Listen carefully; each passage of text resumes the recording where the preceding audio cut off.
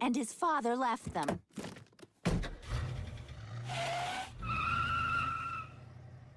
Is it my fault? Stan, look at me. Kind of. Don't worry, Mama. I'll take care of you. I know you will. That's my little man, Stan. So from that moment on, Betty relied on Stan for everything. After my father left us, my mother was devastated. I was all she had, and I did everything I could to keep her happy. But then she started dating again, and I knew these men would just break her heart like my father did. So I did what any rational, loving son would do. When they took her out, I took them out.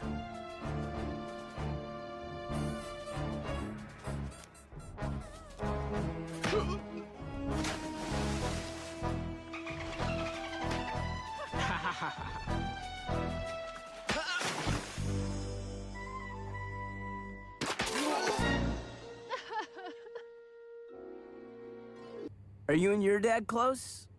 Daddy, will you read to me? Who the hell are you?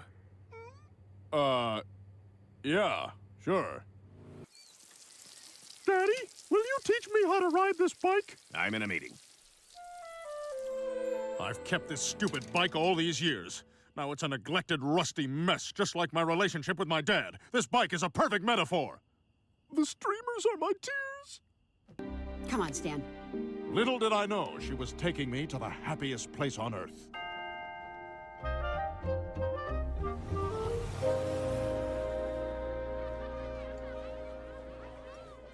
Hey, little guy. I heard your dad walked out on you because he didn't love you enough to stay. But I know what'll make you feel better. At that moment, I was 100% sure I was going to be molested. But it was even better. Forget about the menu. Tonight you can have whatever you want. Can I have a licorice burrito? Now you're talking. That was a magical night. I had chocolate-covered hot dogs. I had cherry pie pizza. I had the third worst diarrhea of my young life. We closed the place down that night. It was the best dinner ever. Come back anytime. I'll always be here for you, Stan! So you weren't molested? No, that wasn't until 4 or 5 years later. It was my first week at Christian camp. But I'm not ready to talk about Father Roy. Boy, he had a set of paws on him. What a summer. Oh, you want me to confront Father Roy about what happened at camp? Thing is, I'm not sure it was entirely his fault. I may have deserved it. In fact, I may have instigated it. Actually, Francine, I seduced him. I don't know why I wanted him, but I wanted him. There was no actual... Stan! After my dad left, my mother had to raise me all on her own. Without a dad to guide me, she was afraid I'd turn out too girly, so she had very strict rules about what boys could play with. Ah! Ah!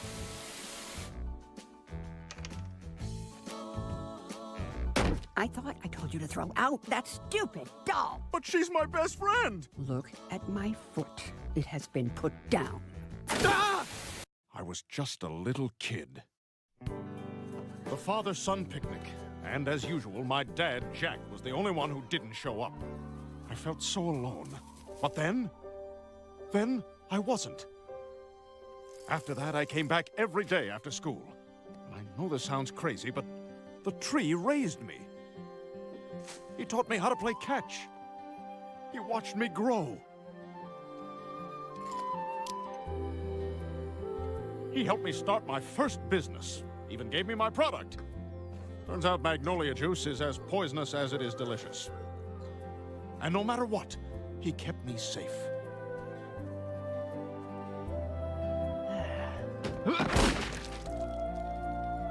His mighty roots connected me to something constant, something I could depend on when so often life is cruel and unreliable. He has been, and always will be, there for me. Please don't kill my tree, Daddy.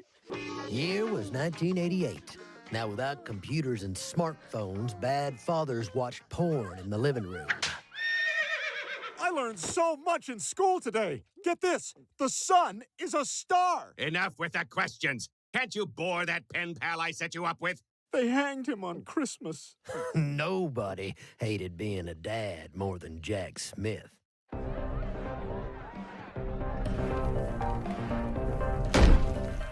Are you here to tuck me in? Get an imaginary friend to tuck you in. It's Quaalude time, people! Stan felt like the loneliest boy in the whole world. God, will you send me an imaginary friend? And that's when I fell into Stan's life. Dad, I did it! I made an imaginary friend! He fell from heaven! Jack realized his prayers had been answered too. He never had to spend time with his son again. From that day on, he paid me to be Stan's imaginary friend. Arg! Methinks Captain Blackbeard's treasure be round here somewhere. Yar! I'll watch some TV in case they hide treasure clues in the shows. On which channel be Donahue? 41? 42? What do you mean you skipped town? What about my money, Jack? Ready or not, here I come! I ain't hidden yet. Count to 3,000. Okay. 51, 52. Hey, look! They have the recorded memories of every CIA agent. Let's mess with him. He thinks his childhood was so much better than ours? Let's send him back there.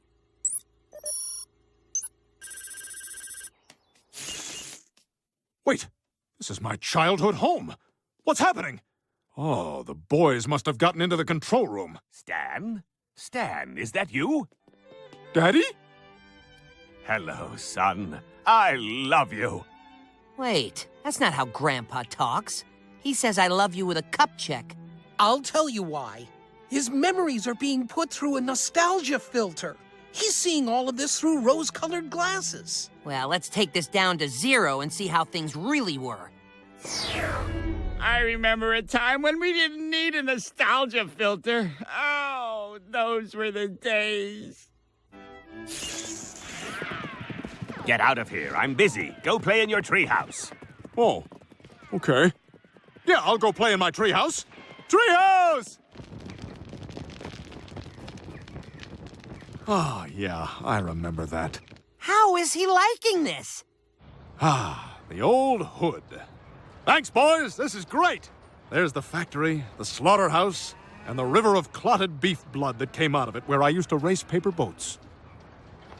Ooh, I'm where I discovered my first dead body.